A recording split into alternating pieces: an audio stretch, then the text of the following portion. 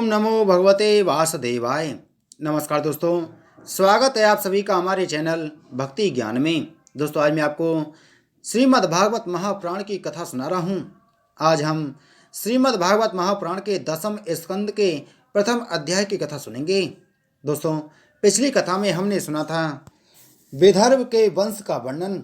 आज की कथा में हम सुनेंगे भगवान के द्वारा पृथ्वी को आश्वासन, वसुदेव देवकी का विवाह और कंस के द्वारा देवकी के 6 पुत्रों की हत्या। राजा परीक्षित ने पूछा, भगवान, आपने चंद्रवंश और सूर्यवंश के विस्तार तथा दोनों वंशों के राजाओं का अत्यंत अद्भुत चरित्र वर्णन किया। भगवान के परम प्रेमी मुनिवर, आपने स्वभाव से ही धर्म प्रेमी यदुवंश का ही बेसद वर्णन किया।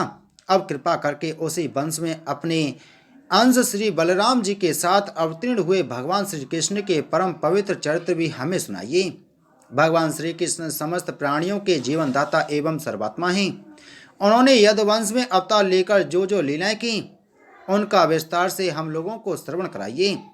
जिनकी तृष्णा की प्यास सदा के लिए बुझ चुकी है, वे जीवन मुक्त महापुरुष जिसका पूर्ण प्रेम से अतृप्त रहकर गान किया करते हैं, मुमुक्षु जनों के लिए जो भवरोग का रामबाण औषध हैं तथा विषयी लोगों के लिए भी उनके कान और मन को परम आह्लाद देने वाला है। भगवान श्री कृष्ण चंद्र के ऐसे सुंदर सुखद रस्सी के गुणानुवाद से पशुघाती अथवा आत्मघाती मनुष्य के अतिरिक्त और ऐसा कौन है जो विमुख हो जाए, उससे प्रीति ना करे। श्री कृष्ण जी तो मेरे कुलदेवी हैं। जब कुरुक्षेत्र में महाभारत युद्ध हो रहा था और देवताओं को भी जीत लेने वाले भीष्म पितामह आदि अतिरथियों में से मेरे दादा पांडवों का युद्ध हो रहा था, उस समय कौरवों की सेना उनके लिए अपार समुद्र के समान थी, जिसमें भीष्म आदि वीर बड़े बड़े मच्छों को भी निगल जाने वाले तिमिंगल मच्छों की भांति भय उत्पन्न कर रहे थे। परंतु मेरे स्वनाम धन्य पितामह भगवान श्री कृष्ण के चरण कमलों की नौका का आश्रय लेकर उस समुद्र को अनायासी पार कर गए। ठीक वैसे ही जैसे कोई मार्ग में चलता हुआ स्वभाव से ही बछड़े के खुर का गड्ढा पार कर जाए। महाराज, मेरा यह शरीर जो आपके सामने है तथा जो कौरव और पांडव दोनों ही वंशों का एकमात्र सहारा था, अश्वत्थामा के ब्रह्मास्त्र से जल चुका था। उस समय मेरी माता जब भगवान की शरण में गई, तब उन्होंने हाथ में चक्र लेकर मेरी माता के गर्भ में प्रवेश किया और मेरी रक्षा की। केवल मेरी ही बात नहीं, वे समस्त शरीरधारियों के भीतर आत्मा रूप से रहकर अमृत तत्व का दान कर रहे हैं और बाहर काल रूप से रहकर मृत्यु का मनुष्य के रूप में प्रतीत होना, यह तो उनकी एक लीला है। आप उन्हीं की ऐश्वर्य और माधुर्य से परिपूर्ण लीलाओं का वर्णन कीजिए। भगवान, आपने अभी बतलाया था कि बलराम जी रोहिणी के पुत्र थे। इसके बाद देवकी के पुत्रों में भी आपने उनकी गणना की। दूसरा शरीर धारण किए बिना 2 माताओं का पुत्र होना कैसे संभव है? असुरों को मुक्ति देने वाले और भक्तों को प्रेम वितरण करने वाले भगवान श्री कृष्ण अपने वात्सल्य स्नेह से भरे हुए पिता का घर छोड़कर ब्रज में क्यों चले गए? यदुवंशी शिरोमणि भक्तवत्सल प्रभु ने नंद आदि गोप बंधुओं के साथ कहाँ कहाँ निवास किया? ब्रह्मा और शंकर का भी शासन करने वाले प्रभु ने ब्रज में तथा मधुपुरी में रहकर कौन कौन सी लीलाएं की? और महाराज, उन्होंने अपनी माँ के भाई मामा कंस को अपने हाथों से क्यों मार डाला? वह मामा होने के कारण उनके द्वारा मारे जाने योग्य तो नहीं था। मनुष्याकार सच्चिदानंद में विग्रह प्रकट करके द्वारकापुरी में यदुवंशियों के साथ उन्होंने कितने वर्षों तक निवास किया और उन सर्वशक्तिमान प्रभु की पत्नियां कितनी थीं? मुने, मैंने श्री कृष्ण की जितनी लीलाएं पूछी हैं और जो जो नहीं पूछी हैं, वे सब आप मुझे विस्तार से सुनाइए, क्योंकि आप सब कुछ जानते हैं और मैं बड़ी श्रद्धा के साथ उन्हें सुनना चाहता हूँ। भगवान, अन्न की तो बात ही क्या, मैंने जल का भी परित्याग कर दिया है, फिर भी वह असह्य भूख प्यास जिसके कारण मैंने मुनि के गले में मृत सर्प डालने का अन्याय किया था, मुझे तनक भी नहीं सता रही है, क्योंकि मैं आपके मुख कमल से झरती हुई भगवान की सुधामयी लीला कथा का पान कर रहा हूँ। सूत जी कहते हैं, सौनक जी, भगवान के प्रेमियों में अग्रगण्य एवं सर्वज्ञ श्री सुखदेव जी महाराज ने परीक्षित का ऐसा समीचीन प्रश्न सुनकर, जो संतों की सभा में भगवान की लीला के वर्णन का हेतु हुआ करता है, उनका अभिनंदन किया और भगवान श्री कृष्ण की उन लीलाओं का वर्णन और प्रारंभ किया, जो समस्त कली कमलों को सदा के लिए धो डालती है। श्री सुखदेव जी ने कहा, भगवान की लीला रस के रसिक राजर्षि, तुमने जो कुछ निश्चय किया है वह बहुत ही सुंदर और आदरणीय है, क्योंकि सबके हृदयाराध्य श्री कृष्ण की लीला कथा श्रवण करने में तुम्हें सहज एवं सुदृढ़ प्रीति प्राप्त हो गई है। भगवान श्री कृष्ण की कथा के संबंध में प्रश्न करने से ही वक्ता, प्रश्नकर्ता और श्रोता तीनों ही पवित्र हो जाते हैं। जैसे गंगा जी का जल या भगवान सालग्राम का चरणामृत सभी को पवित्र कर देता है। परीक्षित, उस समय लाखों दैत्यों के दल ने घमंडी राजाओं का रूप धारण कर अपने भारी भार से पृथ्वी को आक्रांत कर रखा था। उससे त्राण पाने के लिए वह ब्रह्मा जी की शरण में गई। पृथ्वी ने उस समय गौ का रूप धारण कर रखा था। उसके नेत्रों से आंसू बह बहकर मुंह पर आ रहे थे। उसका मन तो खिन्न था ही, शरीर भी बहुत क्रस हो गया था। वह बड़े करुण स्वर से रमा रही थी। ब्रह्मा जी के पास जाकर उसने उन्हें अपनी पूरी कष्ट कहानी सुनाई। ब्रह्मा जी ने बड़ी सहानुभूति के साथ उसकी दुख गाथा सुनी। उसके बाद वे भगवान शंकर स्वर्ग के अन्याय प्रमुख देवता तथा गौ के रूप में आई हुई पृथ्वी को अपने साथ लेकर क्षीर सागर के तट पर गए। भगवान देवताओं के भी आराध्य देव हैं। वे अपने भक्तों की समस्त अभिलाषाएं पूर्ण करते और उनके समस्त कलेशों को नष्ट कर देते हैं। वे ही जगत के एकमात्र स्वामी हैं। क्षीर सागर के तट पर पहुंचकर ब्रह्मा आदि देवताओं ने पुरुष सूक्त के द्वारा उन्हीं परम पुरुष सर्व अंतर्यामी प्रभु की स्तुति की। स्तुति करते करते ब्रह्मा जी समाधिस्थ हो गए। उन्होंने समाधि अवस्था में आकाशवाणी सुनी। इसके बाद जगत के निर्माणकर्ता ब्रह्मा जी ने देवताओं से कहा, देवताओं, मैंने भगवान की वाणी सुनी है, तुम लोग भी उसे मेरे द्वारा अभी सुन लो और फिर वैसा ही करो। उसके पालन में विलंब नहीं होना चाहिए। भगवान को पृथ्वी के कष्ट का पहले से ही पता है। वे ईश्वरों के भी ईश्वर हैं। अतः अपनी काल शक्ति के द्वारा पृथ्वी का भार हरण करते हुए वे जब तक पृथ्वी पर लीला करें, तब तक तुम लोग भी अपने अपने अंशों के साथ यदु कुल में जन्म लेकर उनकी लीला में सहयोग दो। वसुदेव जी के घर स्वयं पुरुषोत्तम भगवान प्रकट होंगे। उनकी और उनकी प्रियतमा श्री राधा जी की सेवा के लिए देवांगनाएं जन्म ग्रहण करें। स्वयं प्रकाश भगवान शेष जी, जो भगवान की कला होने के कारण अनंत हैं, अनंत का अंश भी अनंत ही होता है, और जिनके सहस्त्र मुख हैं, भगवान के प्रिय कार्य करने के लिए उनसे पहले ही उनके बड़े भाई के रूप में अवतार ग्रहण करेंगे। भगवान की वह ऐश्वर्यशालिनी योग माया भी, जिसने सारे जगत को मोहित कर रखा है, उनकी आज्ञा से उनकी लीला के कार्य संपन्न करने के लिए अंश रूप से अवतार ग्रहण करेंगी। श्री सुखदेव जी कहते हैं, परीक्षित, प्रजापतियों के स्वामी भगवान ब्रह्मा जी ने देवताओं को इस प्रकार आज्ञा दी और पृथ्वी को समझा बुझाकर ढाढ़स बनाया। इसके बाद वे अपने परम धाम को चले गए। प्राचीन काल में यदुवंशी राजा ने सूरसेन बे मथुरापुरी में रहकर माथुर मंडल और सूरसेन मंडल का राज्य शासन करते थे। उसी समय से मथुरा ही समस्त यदुवंशी नरपतियों की राजधानी हो गई थी। भगवान श्री हरि सर्वदा वहाँ विराजमान रहते हैं। एक बार मथुरा में सूर्य के पुत्र वसुदेव जी विवाह करके अपनी नव विवाहिता पत्नी देवकी के साथ घर जाने के लिए रथ पर सवार हुए। उग्रसेन का लड़का था कंस। उसने अपनी चचेरी बहन देवकी को प्रसन्न करने के लिए उसके रथ के घोड़ों की रास पकड़ ली। वह स्वयं ही रथ हाँकने लगा। यद्यपि उसके साथ सैकड़ों सोने के बने हुए रथ चल रहे थे। देवकी के पिता थे देवक। अपनी पुत्री पर उनका बड़ा प्रेम था। कन्या को विदा करते समय उन्होंने उसे सोने के हारों से अलंकृत 400 हाथी, 15,000 घोड़े, 1800 रथ तथा सुंदर सुंदर वस्त्राभूषणों से विभूषित 200 सुकुमारियां दासियां दहेज में दीं। विदाई के समय वर वधू के मंगल के लिए एक ही साथ शंख, तुरही, मृदंग और दुम्बियां बजने लगीं। मार्ग में जिस समय घोड़ों की रास पकड़कर कंस रथ हाँक रहा था, उस समय आकाशवाणी ने उसे संबोधित करते करके कहा, अरे मूर्ख, जिसको तू रथ में बैठा कर लिए जा रहा है, उसकी 8वें गर्भ की संतान तुझे मार डालेगी। कंस बड़ा पापी था, उसकी दुष्टता की सीमा नहीं थी, वह भोज वंश का कलंक ही था। आकाशवाणी सुनते ही उसने तलवार खींच ली और अपनी बहन की चोटी पकड़कर उसे मारने के लिए तैयार हो गया। वह अत्यंत क्रूर तो था ही, पाप कर्म करते करते निर्लज्ज भी हो गया था। उसका यह काम देखकर महात्मा वासुदेव जी उसको शांत करते हुए बोले। वसुदेव जी ने कहा, राजकुमार, आप भोज वंश के होनहार वंशधर तथा अपने कुल की कीर्ति बढ़ाने वाले हैं। बड़े बड़े सूरवीर आपके गुणों की सराहना करते हैं।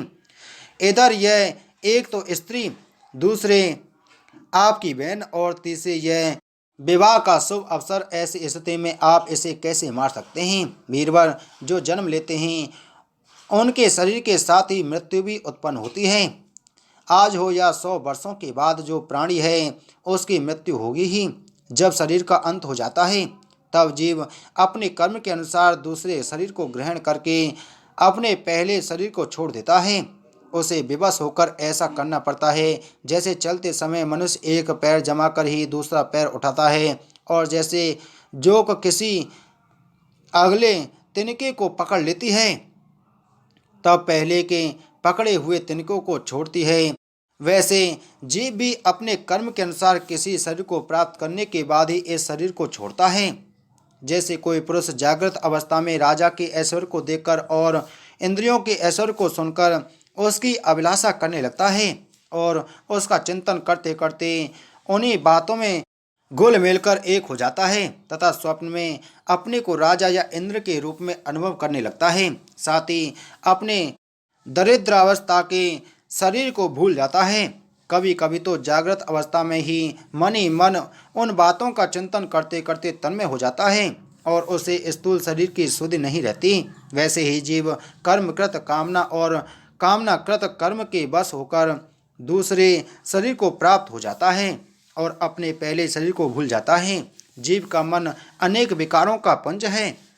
देहांत के समय वह अनेक जन्मों के संचित और प्रारब्ध कर्मों की वासनाओं के अधीन होकर माया के द्वारा रचे हुए अनेक पांच भौतिक शरीरों में से जिस किसी शरीर के चिंतन में तल्लीन हो जाता है और मान बैठता है कि यह मैं हूँ, उसे वही शरीर ग्रहण करके जन्म लेना पड़ता है।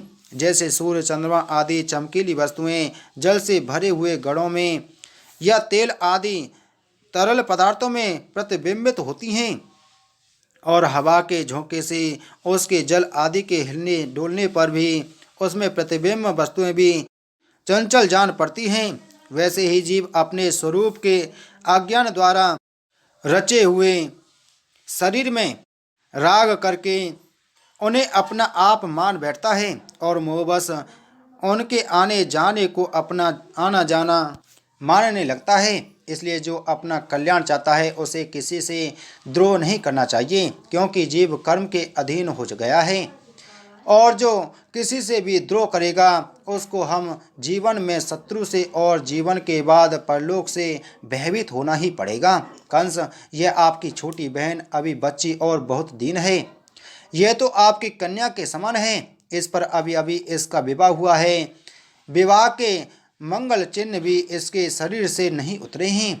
ऐसी दशा में आप जैसे दीन वत्सल पुरुष को इस बेचारी का वध करना उचित नहीं है। श्री सुखदेव जी कहते हैं, परीक्षित, इस प्रकार वसुदेव जी ने प्रशंसा आदि, साम नीति और भय आदि वेद नीति से कंस को बहुत समझाया, परंतु वह क्रूर तो राक्षसों का अनुयायी हो रहा था, इसलिए उसने अपने घोर संकल्प को नहीं छोड़ा। वसुदेव जी ने कंस का विकट हठ देखकर यह विचार किया कि किसी प्रकार यह समय तो टाल ही देना चाहिए। तब वे इस निश्चय पर पहुंचे, बुद्धिमान पुरुष को जहाँ तक उसकी बुद्धि और बल साथ दे मृत्यु को टालने का प्रयत्न करना चाहिए। प्रयत्न करने पर भी वह न टल सके तो फिर प्रयत्न करने वाले का कोई दोष नहीं रहता। इसलिए इस मृत्यु रूप कंस को अपने पुत्र दे देने की प्रतीक्षा करके मैं इस दीन देवकी को बचा लूं। यदि मेरे लड़के होंगे और तब तक यह कंस स्वयं नहीं मर जाएगा, तब तक क्या होगा? संभव है उल्टा ही हो, मेरा लड़का ही इसे मार डाले, क्योंकि विधाता के विधान का पार पाना बहुत कठिन है। मृत्यु सामने आकर भी टल जाती है और टली हुई भी लौट आती है। जिस समय वन में आग लगती है, उस समय कौन सी लकड़ी जले और कौन सी ना जले, दूर की जल जाए और पास की रह जाए, इन सब बातों में अदृष्ट के सिवा और कोई कारण नहीं होता। वैसे ही किस प्राणी का कौन सा शरीर बना रहेगा और किस हेतु से कौन सा शरीर नष्ट हो जाएगा, इस बात का पता लगा लेना बहुत ही कठिन है। अपनी बुद्धि के अनुसार ऐसा निश्चय करके वसुदेव जी ने बहुत सम्मान के साथ पापी कंस की बड़ी प्रशंसा की। परीक्षित, कंस बड़ा क्रूर और निर्लज्ज था, अतः ऐसा करते समय वसुदेव जी के मन में बड़ी पीड़ा भी हो रही थी। फिर भी उन्होंने ऊपर से अपने मुख कमल को प्रफुल्लित करके हंसते हुए कहा। वसुदेव जी ने कहा, सौम्य, आपको देवकी से तो कोई भय नहीं है। जैसा कि आकाशवाणी ने कहा है, वह पुत्रों से, तो इसके पुत्र मैं आपको लाकर सौंप दूंगा। श्री सुखदेव जी कहते हैं, परीक्षित, कंस जानता था कि वसुदेव जी के वचन झूठे नहीं होते और इन्होंने जो कुछ कहा है वह युक्ति संगति है, इसलिए उसने अपनी बहन देवकी को मारने का विचार छोड़ दिया। इससे वसुदेव जी बहुत प्रसन्न हुए और उसकी प्रशंसा करके अपने घर चले आए। देवकी बड़ी सती साध्वी थी, सारे देवता उसके शरीर में निवास करते थे। समय आने पर देवकी के गर्भ से प्रतिवर्ष एक एक करके 8 पुत्र तथा एक कन्या उत्पन्न हुई। पहले पुत्र का नाम था कीर्तिमान। वसुदेव जी ने उसे लाकर कंस को दे दिया। ऐसा करते समय उन्हें कष्ट तो अवश्य हुआ, परंतु उससे भी बड़ा कष्ट उन्हें इस बात का था कि कहीं मेरे वचन झूठे न हो जाएं। परीक्षित, सत्य संध पुरुष बड़े से बड़ा कष्ट भी सह लेते हैं। ज्ञानियों को किसी बात की अपेक्षा नहीं होती। नीच पुरुष बुरे से बुरा काम भी कर सकते हैं, और जो जितेंद्रिय है, जिन्होंने भगवान को हृदय में धारण कर रखा है, वे सब कुछ त्याग सकते हैं। जब कंस ने देखा कि वसुदेव जी का अपने पुत्र के जीवन और मृत्यु के समान भाव है एवं वे सत्य में पूर्ण निष्ठावान भी हैं, तब वह बहुत प्रसन्न हुआ और उनसे हंसकर बोला, वसुदेव जी, आप इस नन्हे से सुकुमार बालक को ले जाइए। इससे मुझे कोई भय नहीं है, क्योंकि आकाशवाणी ने तो ऐसा कहा था कि देवकी के 8वें गर्भ से उत्पन्न संतान के द्वारा मेरी मृत्यु होगी। वसुदेव जी ने कहा, ठीक है, और इस बालक को लेकर वे लौट आए। परंतु उन्हें मालूम था कि कंस बड़ा दुष्ट है और उसका मन उसके हाथों में नहीं है, वह किसी क्षण बदल सकता है, इसलिए उन्होंने उसकी बात पर विश्वास नहीं किया। परीक्षित, इधर भगवान नारद कंस के पास आए और उससे बोले कि कंस, ब्रज में रहने वाले नंद आदि गोप, उनकी स्त्रियां वसुदेव आदि वृष्णिवंशी, यादव देव की आदि यदुवंश की स्त्रियां और नंद वसुदेव दोनों के सतातीय बंधु बांधव और सगे संबंधी सब के सब देवता हैं, जो इस समय तुम्हारी सेवा कर रहे हैं, वे भी देवता ही हैं। उन्होंने यह भी बतलाया है कि दैत्यों के कारण पृथ्वी का भार बढ़ गया है, इसलिए देवताओं की ओर से अब उनके वध की तैयारी की जा रही है। जब देवर्षि नारद इतना कहकर चले गए, तब कंस को यह निश्चय हो गया कि यदुवंशी देवता हैं और देवकी के गर्भ से विष्णु भगवान ही मुझे मारने के लिए पैदा होने वाले हैं। इसलिए उसने देवकी और वसुदेव को हथकड़ी बेड़ी से जकड़कर कैद में डाल दिया और उन दोनों से जो जो पुत्र होते गए उन्हें वह मारता गया। उसे हर बार यह शंका बनी रहती कि कहीं विष्णु ही उस बालक के रूप में न आ गया हो। परीक्षित, पृथ्वी में यह बात प्राय देखी जाती है कि अपने प्राणों का ही पोषण करने वाले लोभी राजा अपने स्वार्थ के लिए माता पिता भाई बंधु और अपने अत्यंत हितैषी इष्ट मित्रों की भी हत्या कर डालते हैं। कंस जानता था कि मैं पहले कालनेमी असुर था और विष्णु ने मुझे मार डाला था। इससे उसने यदुवंशियों से घोर विरोध ठान लिया। कंस बड़ा बलवान था। उसने यदु, भोज और अंधक वंश के अधिनायक अपने पिता उग्रसेन को कैद कर लिया और सूरसेन देश का राज्य वह स्वयं करने लगा। बोलो श्रीमद्भागवत महापुराण की जय। बोलो श्री कृष्णचंद्र भगवान की जय।